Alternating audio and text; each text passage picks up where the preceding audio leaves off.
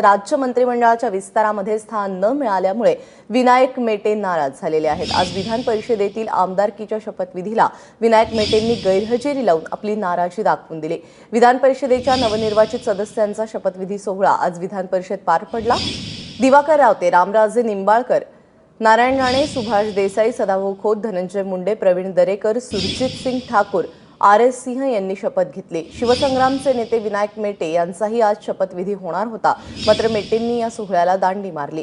मित्रपक्ष असलेल्या स्वाभिमानी शेतकरी संघटना, रासप आणि RPIला भाजपनं मंत्रिपद दिलं, मात्र या सर्वांसोबत मेटेंनाही मंत्रिपद हवं होतं।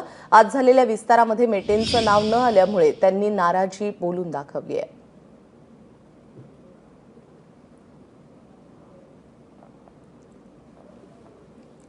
आणि या सगळ्या नाराजीच्या पार्श्वभूमीवरती विनायक मेटे यांच्याशी संवाद साधला आमचा प्रतिनिधी अक्षय कुडकेलवारने। युतीमध्ये सहभागी असलेला पक्ष शिवसंग्राम आणि शिवसंग्रामचे अध्यक्ष विनायक मेटे आज त्यांची विधान परिषद सदस्यांचा त्यांचा शपथविधी होता, मात्र त्यांनी अनुपस्थिती लावली।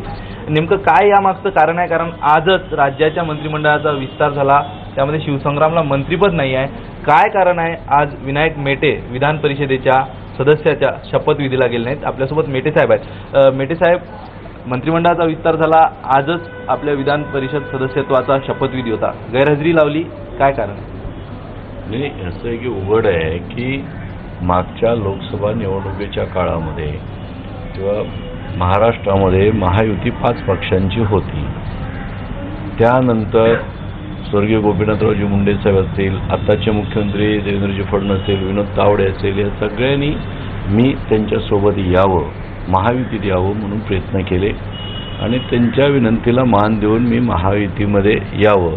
त्यांचं एकच म्हणणं होतं की आमच्यासोबत तुम्ही मराठा समाजाची तुमची संघटना आहे, मराठा समाजासाठी काम करतायत तुम्ही अनेक वर्षापासून, 25-30 वर्षापासून, तर आमच्यासोबत सगळे मराठा समाज म्हणून तुम्ही, संघटना म्हणून तुम्ही यावं। जे काही समाजाचे आणि तुमचे प्रश्न आहेत ते आम्ही सोडवू आणि राजकीय सुद्धा आम्हाला सोबत घेऊ। मग त्यावेळेस लोकसभेला आम्ही कोणतंही एकही सीट न मागता आम्ही काम केलं। नंतर विधानसभेला सुद्धा आम्हाला जे काही जागा द्यायच्या होत्या त्यांनी तेवढ्या जाहीर करून सुद्धा दिल्या नाही, तरी आम्ही काही फारसंही केलं नाही।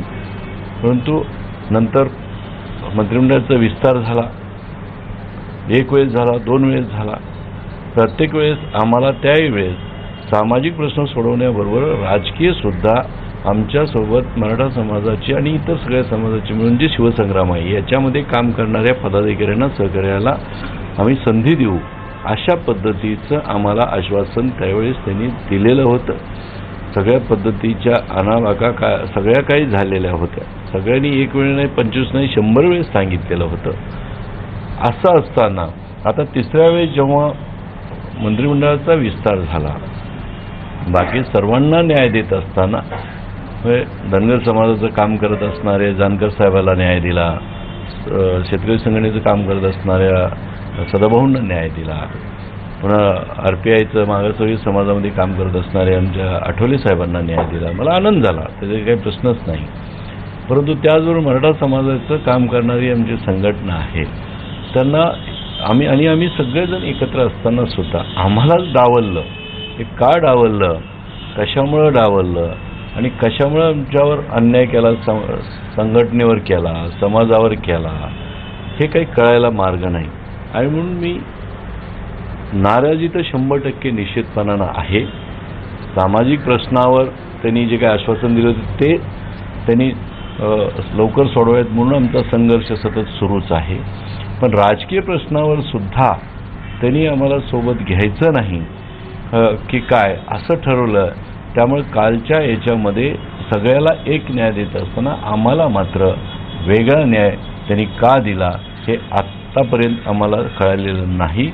आम्ही स्वतः मुख्यमंत्र्याला, प्रदेशाध्यक्षांनाही बोललो, त्यांनीही आम्हाला तसं काही कारण स्पष्टपणे सांगितलं नाही आणि म्हणून त्याचे नाराजी सगळ्या कार्यकर्त्यामध्ये, समाजामध्ये पसरलेली आहे आणि म्हणून त्यांच्या आग्रहानेच मला त्यांनी जाऊ दिलेलं नाही विधान परिषदेचे सदस्यत्वाची शपथ घ्यायला आणि म्हणून मी गेलो नाही। मोठ्या प्रमाणात कार्यकर्ते या ठिकाणी जमले आहेत, काय शिवसंग्रामची यापुढची भूमिका असेल? मुख्यमंत्र्यांची तुम्ही जसं सांगतात मुख्यमंत्र्यांना जाब विचारला, सोबतच कारण विचारलं दानवे साहेबांना, काही त्यांच्याकडनं प्रतिसाद मिळाला नाही. अशाच पद्धतीचा जर प्रतिसाद आला नाही, शिवसंग्रामची पुढची भूमिका काय असेल? हे मुख्यमंत्री कुणाला घ्यावं कुणाला नाही घ्यावं हा मुख्यमंत्र्याचा अधिकार आहे, पण तो शब्द पाळण्याचा मात्र त्यांनी काम करायला पाहिजे होतं. जे भारतीय जनता पक्षाने आम्हाला शब्द दिले होते ते शब्द त्यांनी पाळले नाहीत.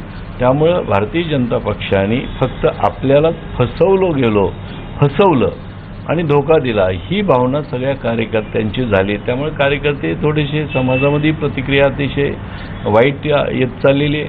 कार्यकर्ते आक्रमक आहेत ठिकठिकाणचे, परंतु मी सर्वांना सांगितलंय की आपल्या संघर्ष करणं आणि समाजाला सोबत घेऊन काम करणं हे पहिल्यापासूनच आपण करत आलेलो आहे. नक्कीच. आणि त्यामुळं आम्ही ते करत राहणार. आता प्रश्न एवढाच आहे की पुढे काय करायचं, तर त्याचा विचार आम्ही पदाधिकारी मिळून आणि सगळेच आता एकत्र मिळून एक बैठक आम्ही घेऊ आणि त्या बैठकीमध्ये पुढचा निर्णय आम्ही घेऊ. नाही, नक्की तुमचा संघर्ष सुरू राहील, पण हा संघर्ष महायुतीत सुरू राहील, महायुतीच्या बाहेरून सुरू राहील? असं आहे की महायुतीनं म्हणण्यापेक्षा भाजपने जे शब्द दिले ते शब्द तर पाळले नाहीत. उलट ते मगाशी म्हणाल तसं धोका दिल्याचीच भावना सगळ्यांची झालेली आहे. त्यामुळे हे कार्यकर्त्यांच्या भावना लक्षात घेऊन कार्यकर्ते आमचे सहकारी पदाधिकारी ह्या सगळ्यांच्या भावना लक्षात घेऊन उद्या मी आज आमदारकीची शपथ घेतलेली नाही, त्याचं काय करायचं हा विषय महत्त्वाचा आहे. मी छत्रपती शिवाजी महाराजांच्या स्मारकाचं आज नाही, छत्रपती शिवाजी महाराजांचं स्मारक अरबी समुद्रात व्हावं ही विनायक मेटेची संकल्पना. ती जागा शोधून काढण्यापासून त्याच्याकरता मेहनत गेले 30 वर्ष झालं सातत्यानं घेतोय. त्याचं अध्यक्षपद माझ्याकडे आहे, तर त्याचं काय करायचं.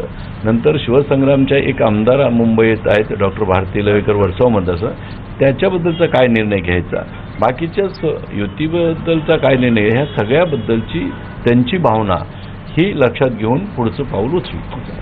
एकंदरीत भारतीय जनता पार्टीनं आपला शब्द पाळला नाही, त्यामुळं पुढली काय भूमिका घ्यायची या संदर्भात पदाधिकाऱ्यांशी चर्चा करून निर्णय घेतला जाईल असं विनायक मेटेकडनं सांगण्यात येत आहे. आणि नेमकं हेच कारण आहे भारतीय जनता पार्टीबद्दलची नाराजी, त्याचमुळे ते विधान परिषद सदस्यत्वाच्या शपथविधीला उपस्थित राहिले नाही. कृष्णा खापरेसह अक्षय कुडकेलवार, ABP माझा, मुंबई.